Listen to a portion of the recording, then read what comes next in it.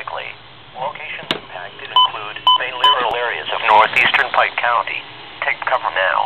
Move to an interior room on the lowest floor of a sturdy building. Avoid windows.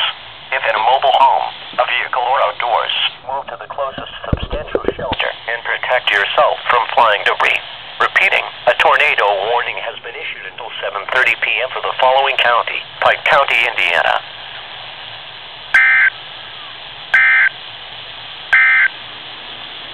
The National Weather Service in Paducah has issued a tornado warning for northeastern Pike County, Indiana, until 6:30 p.m.